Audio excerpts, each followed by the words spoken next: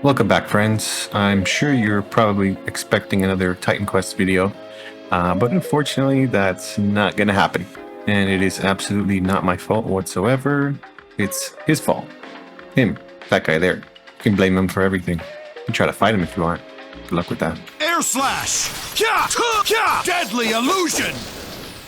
But anyway, I've taken a little tiny break from Titan Quest for the time being because of the release of Star Ocean Second Story R, which is a remake of an old RPG that I used to play.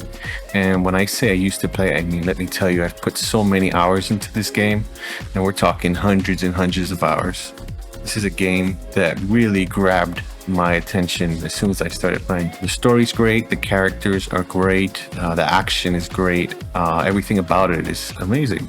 And the fact that they brought back one of my favorite games and remade it is unexpected but greatly welcome.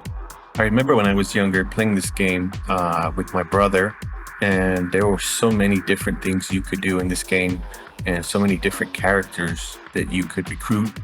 Has two branching paths, two different main characters, Claude and Reina. And depending on which character you choose, you get the option to fight alongside different characters. You can recruit different characters, and some of them are specific to the individual main character protagonist that you choose. So the name of this character is Air slash! Wait, no. This character here is Diaz Flack. He's probably my favorite character in the whole game. I feel like he's one of the strongest melee characters by far. He has some of the better stats, and his skills are probably faster than the other characters, so that I'd say that makes him one of my favorite characters. Not only that, but his design is one of the coolest design, although he character-wise is a little bit annoying at times and kind of a jerk. So expect that if you plan to go Reina's route. But yeah, that's Diaz. I remember everybody was talking about it in school. All our video game friends were saying how amazing it was. We got nothing but good reviews about it. And I remember we were playing it and we took turns. My brother played Claude's storyline and I played Reina's. And I just remember seeing all the fun interactions between the characters. You have things called private actions where you go with your party into a city and you can start a private action, and there you can talk to the characters, and each character has a different like sub-quest that you can do, or you can see them talking and you hear a little bit about their life. And it's just really interesting the way that they allow you to interact with all the different characters that form your party. Not only that, but the action is some of the most fun action-based RPGs that I've ever played. It isn't turn-based, it's sort of like real-time action, but in smaller chunks. You jump into battles with your party of up to 4 characters, and you can control one of the 4 while the rest of them are controlled by the computer. And in this way, you do have a full team, but your main character, you can move your main character around a small arena-like field when you're in battle, and you can maneuver around the enemies. You can attack with skills, with magic, with all kinds of different weapons, powerful moves, and they were just really cool looking also.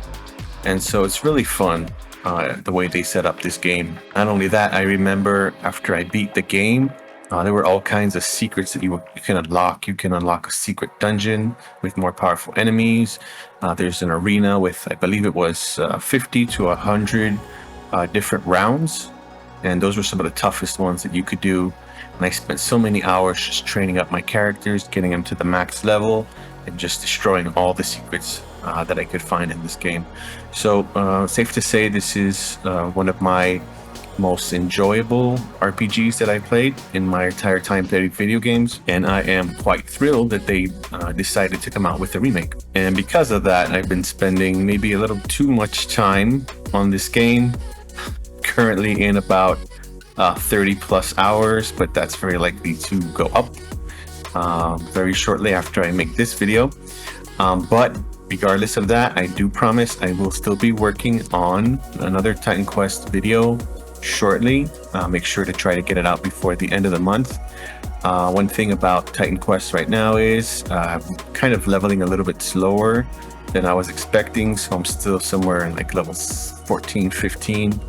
But all the interesting skills that I see really requires me to be at a bit of a higher level and earn more skill points. So I thought it would make the video a little bit more interesting with those skills. So I'm going to see if I can level up a little bit faster before I make the video, and that way I have something a little more interesting to show you when I do that. So once again, I am enjoying Star Ocean, the second story R, and probably once I get through this playthrough, I might just decide to do a review on it, because they have changed a lot of things, and the changes are for the better, in my opinion. And I just kind of want to get that out there so people can see if they might be interested in this game. I say definitely, if you've heard about it at all, I definitely would say that this is the definitive Star Ocean game in the series to play. There are 6 in the series thus far, but Star Ocean, the second story, was probably the most popular of them all, and for good reason. And so with that, I am going to let you all go and just enjoy some of the gameplay that I have here for you from Star Ocean. That's about it. Thank you so much for watching the channel. Stay tuned for more interesting videos, more narratives, and maybe some game reviews. Have a wonderful day, and God bless.